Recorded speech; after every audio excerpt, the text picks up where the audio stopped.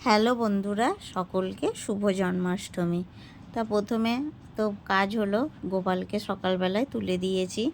তুলে দেওয়ার পর জামা ছাড়িয়ে একটু মিষ্টি জল খেতে দিয়ে দেওয়া হলো। এটা অবশ্য আমার যা করেছে, আর আমি চান করে ছাদ থেকে ফুলগুলো সব তুলে নিয়ে চলে এসেছি। এখন বৃষ্টির জন্য বেশি ফুল হচ্ছে না, অল্পই ফুল হচ্ছে। তারপরে বানিয়ে নিলাম হচ্ছে গোপুসোনার জন্য মাখন।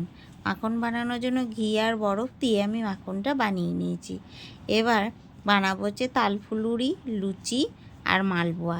এসবের জন্য সমস্ত উপকরণগুলো আমি একে একে গুছিয়ে মেখে রেখে দিলাম। এবার পায়েস বানাবো সিমুইয়ের। তার জন্য প্রথমে সিমুইটাকে কাজু আর কিশমিশের সঙ্গে ঘি দিয়ে ভালো করে ভেজে নিয়েছি। ভেজে নেওয়ার পর দুধটা জাল দিয়ে একটু এলাচ দিয়ে পায়েসটা করে নিলাম। পায়েসটা করে নেওয়ার পর এবার বানাবো হচ্ছে পনির। পনিরের জন্য প্রথমে পনিরটাকে হালকা বিন নুন দিয়ে ভেজে নিলাম। এবার কড়াইয়ে তেল দিয়ে দুটো এলাচ ফোড়ন দিয়ে একটু আদা গ্রেট করা, একটু টমেটোমের সস, একটুখানি জিরে গুঁড়ো, ধনে গুঁড়ো, একটু হলুদ দিয়ে ভালো করে নাড়িয়ে আমি ঝোলটা ফুটবে তখন দিয়ে দেবো পনির। এখানে আমি কোনো ঝাল ব্যবহার করছি না, মিষ্টি করেই বানাচ্ছি। আর সমস্ত খাবারগুলো আমি বিন নুন দিয়ে বানাচ্ছি। আর একটু কাজু কিশমিশ দিয়ে পনির ভেজানো জল সমেত পনিরগুলো দিয়ে দিলাম। এবার ভালো করে ফুটতে নামিয়ে রেখে দিয়েছি। আর এদিকে আমি একে একে মালপোয়াগুলো ভেজে নিলাম। মালপোয়াগুলো ভাজার পর ভাজলাম তালের ফুলুরি। তাল ফুলুরিগুলো ভেজে নিলাম। তাল ফুলুরিগুলো ভেজে নেওয়ার পর বানিয়ে ফেললাম লুচি। আমি এখানে এবারে প্লেন লুচি দিয়েছি, তালের লুচি দিই নেই। এবার এগুলো ভেজে নেওয়ার পর আমি এর মধ্যে বেগুন, পটল, আলু সব ভাজা করে নিয়েছি। তো আজকে গোপুসোনার খাবার রেডি। এবার পরিবেশনের পালা। তা প্রথমে নিয়ে নিলাম হচ্ছে লুচি।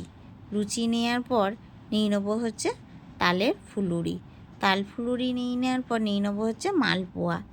মালপোয়াগুলো নিয়ে নেওয়ার পর নিয়ে নেবো হচ্ছে বেগুন ভাজা, পটল ভাজা, আলু ভাজা। এবার নেব সিমুইয়ের পায়েস আর নিয়েছি পনির। পনিরটা নিয়ে নিলাম। নিয়ে নেওয়ার পর এবার গোপুসোনাকে পুরো সাজিয়ে গুছিয়ে সুন্দর করে সিংহাসনে আর ডেকোরেশন করে বসিয়ে দিয়েছি। এবার পুজো করার পালা।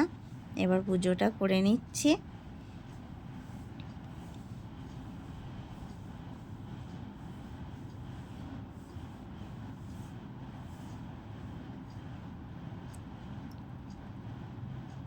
পুজো করে নেওয়ার পর আমি বই পড়ে নিচ্ছি। এখানে বই পড়ে আরতি করে আমি এখানে 108 অষ্টশতনাম শ্রীকৃষ্ণের বইটা পড়েছি।